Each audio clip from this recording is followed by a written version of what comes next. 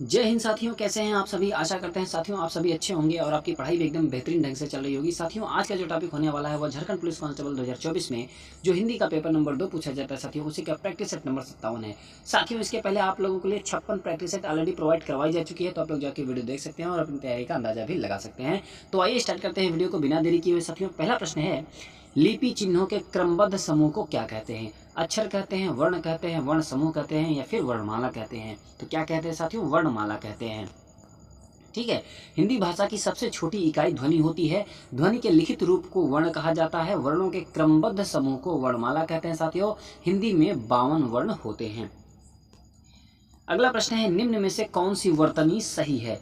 कौतूहल, कौतूहल, कौतूहल, कुतूहल। तो कौन सी वर्तनी सही है साथियों, बताइए। तो वर्तनी की दृष्टि से जो सही शब्द है साथियों वो है कौतूहल। ठीक है, कौतूहल इस तरीके से लिखा जाता है साथियों। कौतूहल वर्तनी की दृष्टि से शुद्ध है, शेष वर्तनी की दृष्टि से क्या है, अशुद्ध है। अगला प्रश्न है साथियों, निम्नलिखित में से पूर्ण विराम चिन्ह की पहचान कीजिए।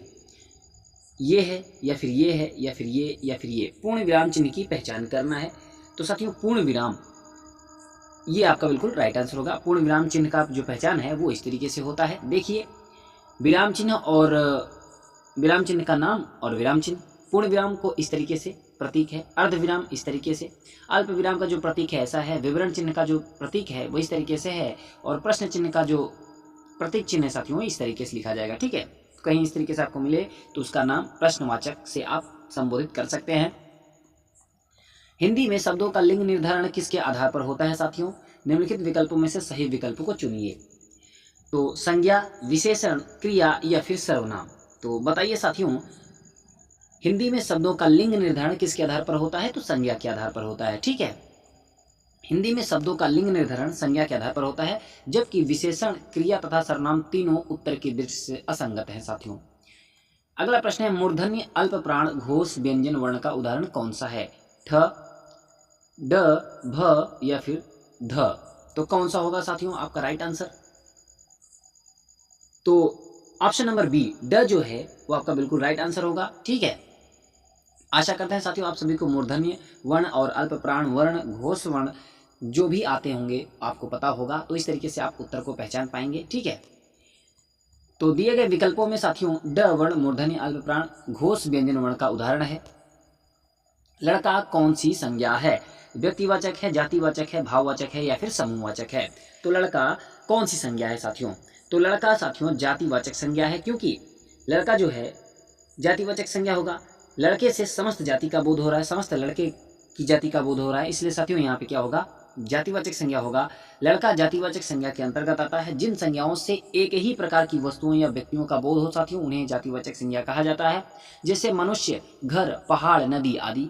व्यक्तिवाचक संज्ञा से किसी एक वस्तु या व्यक्ति का बोध होता है साथियों, जैसे श्याम, मई, वाराणसी, भारत आदि। ठीक है, और भाववाचक संज्ञा से व्यक्ति या वस्तु के गुण, धर्म, दशा, व्यापार का बोध होता है। ठीक है, तो वहां से पहचान कर पाते हैं कि भाववाचक संज्ञा है, व्यक्तिवाचक संज्ञा है या फिर जातिवाचक संज्ञा है। तो साथियों इस प्रकार से संज्ञा के कितने भेद होते हैं, बताइए। संज्ञा के 5 भेद होते हैं। कौन कौन से होते हैं आप लोग कमेंट करके बताइएगा। इनमें से सर्वनाम की उपयुक्त परिभाषा कौन सी है साथियों। क्रिया के स्थान पर प्रयुक्त होने वाले शब्द, विशेषण के स्थान पर प्रयुक्त होने वाले शब्द, संज्ञा के स्थान पर प्रयुक्त होने वाले शब्द, क्रिया विशेषण के आधार पर प्रयुक्त होने वाले शब्द क्या होगा। तो साथियों संज्ञा के स्थान पर प्रयुक्त होने वाले शब्द क्या कहलाते हैं, सर्वनाम की उपयुक्त परिभाषा यही होगी। संज्ञा के स्थान पर जो प्रयुक्त होने वाले शब्द होते हैं वही क्या होते हैं, सर्वनाम होते हैं। अब साथियों थोड़ा सा सर्वनाम के बारे में जानिए। संज्ञा के स्थान पर प्रयुक्त होने वाले शब्द को सर्वनाम कहते हैं। सर्वनाम के 6 भेद होते हैं साथियों, कौन कौन से होते हैं वो जान लीजिए। पुरुषवाचक सर्वनाम, निजवाचक सर्वनाम, निश्चयवाचक सर्वनाम, अनिश्चयवाचक सर्वनाम या फिर संबंधवाचक सर्वनाम। तो कुल कितने भेद हो गए, 6 भेद हो गए साथियों। और हिंदी व्याकरण में साथियों, हिंदी व्याकरण में कुल 11 प्रकार के सर्वनाम की चर्चा की है, जैसे मैं, तुम, आप, यह, वह, जो, सो, कोई, कुछ, कौन और क्या। ठीक है, तो मूल रूप से जो सर्वनाम की संख्या होती है वो 11 होती है। अगला प्रश्न साथियों, वह निश्चयवाचक के अपादान कारक का एक वचन रूप क्या है। उससे, उसके लिए, उसको या फिर उस लिए क्या होगा साथियों। तो वह निश्चयवाचक के अपादान कारक का एक वचन रूप बताना है, तो साथियों उससे होगा। ठीक है, वह निश्चयवाचक के अपादान कारक का एक वचन रूप उससे होगा। उससे अपादान कारक का एक वचन रूप साथियों इसके लिए जो है वो संप्रदान कारक का एक वचन रूप है और उसको जो है कर्म कारक का एक वचन रूप है। ठीक है। अगला प्रश्न है, दशरथ के प्राण राम के लिए आकुल थे, वाक्य में मुख्य विशेष्य है। दशरथ, राम, प्राण या फिर आकुल, क्या है साथियों? आपको मुख्य विशेष्य बताना है। तो साथियों प्राण जो है वो आपका बिल्कुल राइट आंसर होगा। ठीक है, दशरथ के प्राण राम के लिए आकुल थे, वाक्य में मुख्य विशेष्य प्राण है। जिस विशेषण जिसकी विशेषता बताता है उसे हम विशेष्य कहते हैं साथियों। अगला प्रश्न है, स्त्री शब्द का विशेषण है, क्या होगा? स्त्री होगा, स्त्री होगा, स्त्रैण होगा या फिर स्त्रैण होगा, क्या होगा साथियों? स्त्री शब्द का विशेषण, तो साथियों क्या होगा? स्त्रैण होगा। ठीक है। प्रश्नगत विकल्पों में स्त्री शब्द का विशेषण स्त्रैण होगा। शब्दों में प्रत्ययों के योग से विशेषण का निर्माण किया जाता है। क्रिया या धातु में कृत प्रत्यय के योग से कृदंत विशेषण एवं संज्ञा, सर्वनाम और विशेषण में तद्धित प्रत्यय के योग से तद्धितांत विशेषणों का निर्माण होता है। ठीक है, तो लाइन को ध्यान से पढ़िएगा साथियों, आपको समझ में आ जाएगा।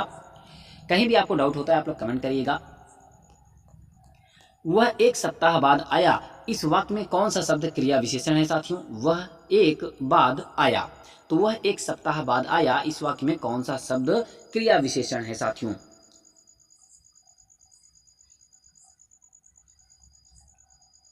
तो बाद जो है आपका बिल्कुल राइट आंसर होगा। ठीक है, वह एक सप्ताह बाद आया, वाक्य में बाद शब्द क्रिया विशेषण है। जिन शब्दों से क्रिया की विशेषता लक्षित होती है उन्हें क्रिया विशेषण कहते हैं।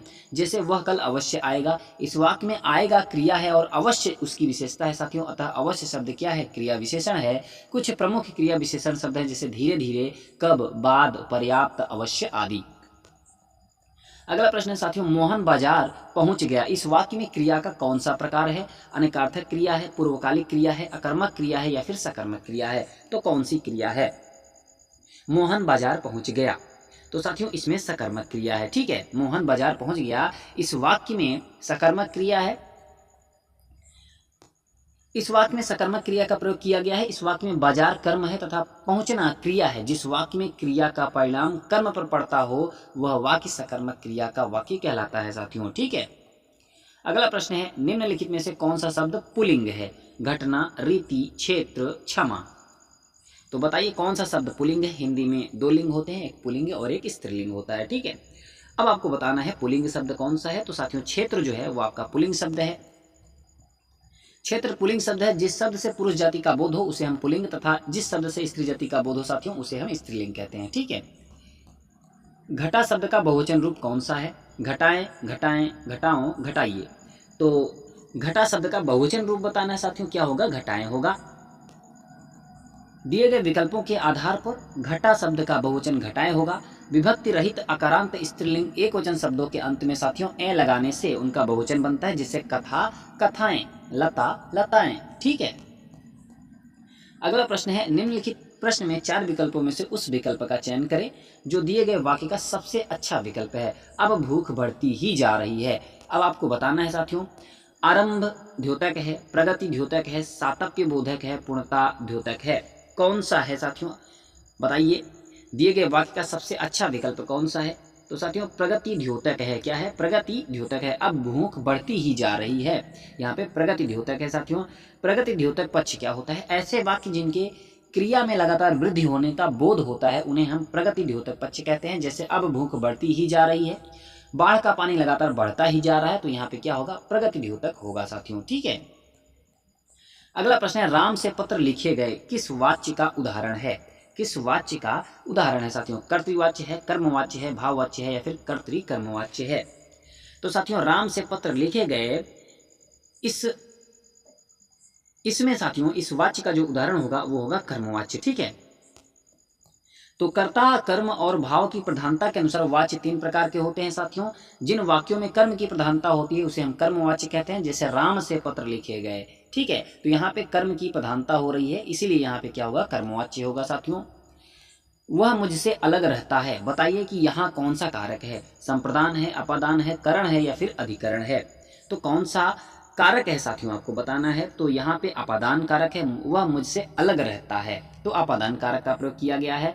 वह मुझसे अलग रहता है वाक्य में अपादान कारक है, क्योंकि वाक्य में अलगाव का बोध हो रहा है साथियों, इसलिए यहाँ अपादान कारक होगा। ठीक है साथियों, आप लोग अपने अपने उत्तर कमेंट करिएगा कि आपका स्कोर कितना है, आप लोग जरूर कमेंट करके बताइएगा। इसमें बिल्कुल नहीं संकोच मत होइएगा, क्योंकि साथियों इससे क्या है कि आपको भी अंदाज़ा लगेगा कि हमारा स्कोर कितना है, भाई हमें पढ़ने की और कितनी ज़रूरत है, और हमें भी अंदाज़ा लगेगा कि हमारे साथी कितने पढ़ाई अभी तक किए हैं, अभी इनको और कितना पढ़ने की ज़रूरत है। ठीक है, तो इस तरीके से हमें भी पता चलेगा और आपको भी पता चल जाएगा कि हमारी अभी तक पढ़ाई कितनी हुई है। साथियों PDF आप सभी को टेलीग्राम चैनल पर मिल जाएगा, लिंक मैं डिस्क्रिप्शन में डाल दूंगा, वहाँ से आप लोग PDF डाउनलोड करके पढ़ सकते हैं। 18वां प्रश्न है साथियों, अध्यक्ष शब्द में उपसर्ग कौन सा है, अध, आधि, अधि या फिर अथ।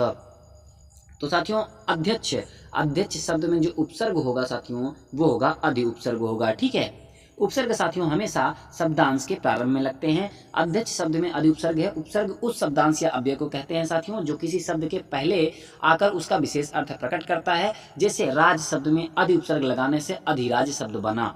ठीक है, अधि उपसर्ग से बनने वाले जो अन्य शब्द हैं जैसे अधिकरण, अधिकार, अध्यात्म, अधिपति इत्यादि साथियों। ठीक है, तो उस शब्दांश या अव्यय को कहते हैं जो किसी शब्द के पहले आकर उसके अर्थ में विशेषता प्रकट कर देते हैं। ठीक है साथियों, अगला प्रश्न है विज्ञ का विलोम कौन सा होगा, प्रज्ञ होगा, सुविज्ञ होगा, अविज्ञ होगा या फिर अज्ञ होगा।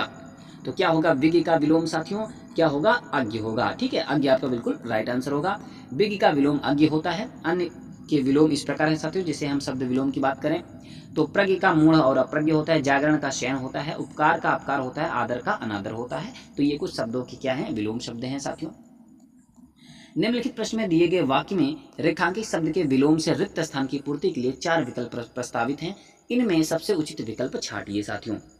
आगरा जाने के लिए, यहाँ पे अब आपके मन में रेखांकित शब्द आता होगा तो साथियों पूर्वाहन। ठीक है, पूर्वाहन में रेखांकित शब्द है। और किंतु के बाद यहाँ पे डैश कर लीजिएगा, किंतु के बाद खाली स्थान है। ठीक है, किंतु के बाद खाली स्थान है। तो इस प्रकार से वाक्य होगा, आगरा जाने के लिए पूर्वाहन में तो गाड़ियां हैं किंतु डैश में कोई गाड़ी नहीं है। अब गोधूली, रात्रि, भोर या फिर एक और ऑप्शन है अपराहन। ऑप्शन नंबर डी अपराहन ले लेते हैं। ठीक है, अब बताइए क्या होगा। तो साथियों आपका जो राइट आंसर बनेगा ये ऑप्शन नंबर डी ही अपराहन होगा। ठीक है, आगरा जाने के लिए पूर्वाहन में तो गाड़ियां हैं किंतु अपराहन में कोई गाड़ी नहीं है, ये आपका बिल्कुल राइट आंसर होगा। ठीक है, अगले प्रश्न की ओर बढ़ते हैं साथियों। इनमें से कौन सा शब्द आलोचना का पर्यायवाची शब्द नहीं है, समीक्षा, टिप्पणी, नुक्ताचीनी, सोचना। तो साथियों आपको बताना है आलोचना का पर्यायवाची शब्द नहीं है। ठीक है और नहीं में अक्सर प्रश्न गलत होते हैं, तो आप लोग यहाँ पर विशेष ध्यान दीजिएगा, एग्जाम में ध्यान दीजिएगा, क्योंकि जल्दबाजी में अक्सर ऐसी गलती हो जाती है। तो आप लोग यहाँ पे ध्यान दीजिएगा है और नहीं में। तो बताइए कौन सा पर्यायवाची शब्द नहीं है आलोचना का। तो साथियों सोचना जो है वो आलोचना का पर्यायवाची शब्द नहीं है।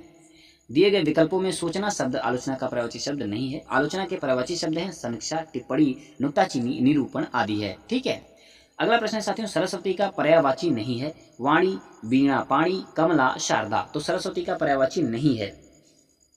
तो साथियों कमला जो है वो सरस्वती का पर्यायवाची नहीं है। कमला सरस्वती का पर्यायवाची नहीं है, जबकि वाणी, वीणा, पाणी तथा शारदा इसके पर्यायवाची शब्द हैं। सरस्वती के अन्य पर्यायवाची शब्द हैं साथियों गिरा, भारती, विमला, वागीश्वरी आदि हैं।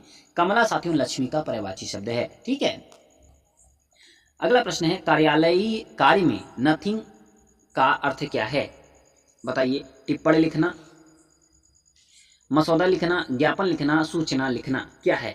नोटिंग साथियों, सॉरी साथियों हमने गलती से मिस्टेक बोल दिया।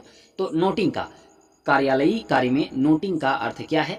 टिप्पण करना, टिप्पण लिखना, मसौदा लिखना, ज्ञापन लिखना, सूचना लिखना, क्या होगा साथियों। तो टिप्पण लिखना जो होता है नोटिंग का अर्थ होता है। ठीक है, अगला प्रश्न है इनमें से कौन सा शब्द आराम शब्द का अर्थ नहीं है। आहत, वाटिका, फूलवाड़ी, विश्राम। तो आराम शब्द का अर्थ नहीं है, आपको बताना है। तो साथियों आहत जो है वो आराम शब्द का अर्थ नहीं है। आराम शब्द का अर्थ है वाटिका, फुलवाड़ी, विश्राम आदि। आहत आराम शब्द का अर्थ नहीं है। अगला प्रश्न है साथियों और आज की वीडियो का लास्ट प्रश्न है, नियत नियत शब्द युग्म के सही अर्थभेद का चयन कीजिए। इरादा भाग्य, इरादा निश्चित, निश्चित इरादा, भाग्य निश्चित। तो बताइए साथियों क्या होगा। तो निश्चित इरादा, नियत का मतलब होता है निश्चित और नियत का मतलब होता है इरादा। ठीक है, तो ऑप्शन नंबर सी आपका बिल्कुल राइट आंसर होगा। तो साथियों आशा करते हैं आप लोग पूरा 25 प्रश्न देखे होंगे। और साथियों झारखंड पुलिस कांस्टेबल में पूरे 50 प्रश्न पूछे जाते हैं हिंदी के, ठीक है, माने हिंदी पेपर 2 के, जो कि व्याकरण का होता है। इसमें एक प्रश्न 3 नंबर का बनता है साथियों, तो टोटल 150 नंबर का प्रश्न पत्र तैयार होता है और 1 नंबर की निगेटिव मार्किंग होती है। तो साथियों प्रैक्टिस सेट के माध्यम से आप लोग अपनी तैयारी को जांचें। तो साथियों आशा करते हैं आप सभी वीडियो को पूरा देखे होंगे और आप सभी को वीडियो पसंद भी आई होगी। तो साथियों कैसा लगा यही आपको बताना है, और अगर वीडियो पसंद आई हो साथियों तो अपने दोस्तों तक भी शेयर करिएगा। और पीडीएफ साथियों आप सभी को टेलीग्राम चैनल पे मिल जाएगा, लिंक मैं डिस्क्रिप्शन में डाल दूंगा, वहां से आप लोग पीडीएफ डाउनलोड कर लीजिएगा। और आपको अगर सारी वीडियो देखना है, जैसे ये 57 नंबर की प्रैक्टिस सेट है, आपको 56, 55, 54, 53 इस तरीके से पूरी प्रैक्टिस सेट देखना है, या फिर और कुछ प्रैक्टिस सेट देखना है, आपके पास टाइम है तो आप लोग चैनल पे जाइए। उसके बाद आप वीडियो सेक्शन पे जाएंगे, तो वीडियो सेक्शन पे जैसे ही आप क्लिक करेंगे तो वहाँ पे आपको ढेर सारी वीडियो दिख जाएगी। आप 55 नंबर देखिए, 56 नंबर देखिए, 57 देखिए, 54 देखिए, 53 देखिए, 52 देखिए, इस तरीके से पूरी वीडियो आपको मिलेगी। और आप लोग कहेंगे साथियों तो प्लेलिस्ट भी तैयार कर दिया जाएगा, प्लेलिस्ट हमने बनाया हुआ है। अगर वो प्लेलिस्ट से काम नहीं होता है तो हम एक प्लेलिस्ट और बना देंगे, ठीक है। तो साथियों तब तक मिलते हैं अगली वीडियो के साथ, तब तक के लिए नमस्कार, जय हिंद।